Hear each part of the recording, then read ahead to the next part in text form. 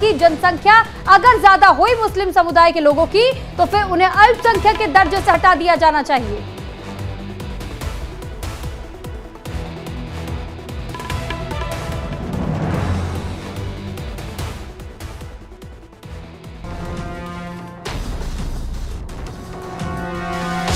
शाह को खत, सुब्रत की धार्मिक शर्त।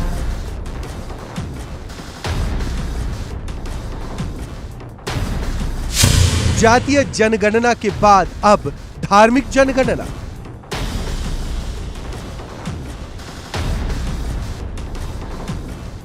पहले कास्ट कार्ड, अब धर्म वाला दांव।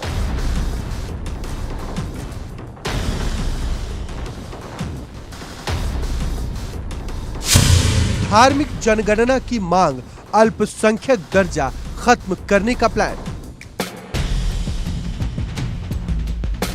सुब्रत की ललकार, अल्पसंख्यक पर आई बात। इस लेटर में एक ऐसी मांग है जिसका धर्म से भी ताल्लुक है और अल्पसंख्यकों से भी संबंध। एक तरफ जहां कई राज्यों में जातीय जनगणना पर सियासी शोर जोरों पर है, तो यूपी के कन्नौज से बीजेपी सांसद सुब्रत पाठक ने धार्मिक जनगणना की मांग का बिगुल फूंक दिया है। गृह मंत्री अमित शाह को एक पत्र लिखकर उन्होंने ये मांग की है।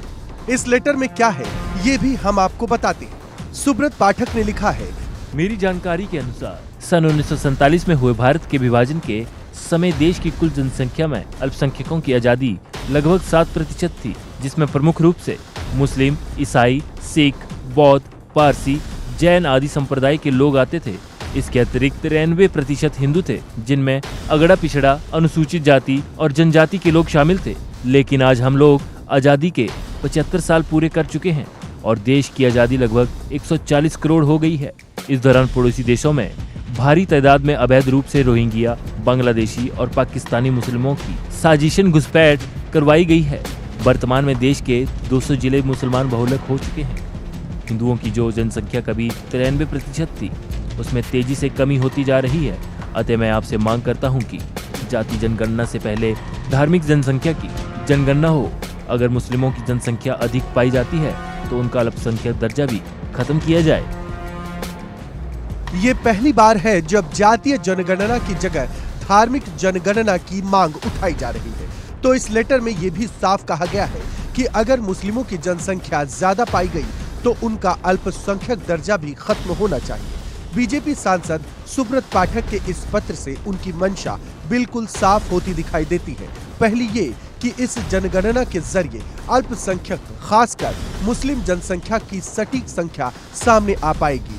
200 जिले मुस्लिम बाहुल्य की बात कितनी सच है ये साफ हो पाएगा। हिंदुओं की जनसंख्या में कितनी गिरावट आई इसका भी पता चल सकेगा। अब इस मांग पर केंद्र सरकार क्या फैसला लेगी ये अलग बात है, लेकिन धार्मिक जनगणना की डिमांड देश की सियासत में जरूर उबाल लाने वाली होगी। Bureau report, India daily live. और देखिए, धार्मिक जनगणना की मांग करने वाले बीजेपी सांसद सुब्रत पाठक से हमारे सहयोगी ने खास बातचीत की, जरा सुनिए। जातीय जनगणना के बाद अब धार्मिक जनगणना की भी बात शुरू हो गई है और कन्नौज से सांसद सुब्रत पाठक जी ने एक लेटर लिखा है गृह मंत्री अमित शाह को। उसी पर बातचीत करने के लिए सुब्रत जी हमारे साथ है। सर, पत्र लिखने की जरूरत क्यों पड़ गई और क्या कारण था कि आपने ये मांग की? नहीं, देखो, विषय ये था कि जिस प्रकार से अचानक देश में जाति जनगणना की मांग उठी और उस समय पर उठी जब केंद्र सरकार ने बगैर किसी भेदभाव के आम आदमी की योजनाओं को नीचे तक पहुंचाया है। तो आज ये जानना बहुत आवश्यक है कि जिस प्रकार से देश भर में मुस्लिमों की तादाद बहुत तेजी के साथ बढ़ी है, खासकर कई राज्य जिसमें कि कश्मीर है, बंगाल है, केरल है, आसाम है, इस प्रकार से कई राज्यों में मुस्लिमों की तादाद बहुत तेजी से बढ़ी है। 200 से भी अधिक जनपद ऐसे हैं जो मुस्लिम बाहुल्य हो चुके हैं। तो ऐसे में बहुत आवश्यक है कि इसकी गिनती हो, गिनती में स्पष्ट हो क्या क्या मुस्लिम आज भी अल्पसंख्यक हैं क्या, जिनके 200 से अधिक राज्य हो, जनपद हो गए हों बाहुल्यता के, जिनके कई राज्यों में उनकी बाहुल्यता है। तो ऐसे समय पर क्या वो अल्पसंख्यक रह गए हैं क्या? तो ये जब इसकी गिनती होगी तो ये स्पष्ट होकर सामने आएगा। और साथ ही साथ अन्य अल्पसंख्यक क्या उस अनुपात में बढ़े हैं क्या? मतलब जिस तादाद में मुसलमानों की संख्या में जो वृद्धि हुई है, क्या उसी तादाद में जैन की वृद्धि हुई है क्या उसी अनुपात में बौद्ध की वृद्धि हुई है क्या उसी अनुपात में सिख की वृद्धि हुई है क्या? तो ये भी सब स्पष्ट होकर सामने आएगा।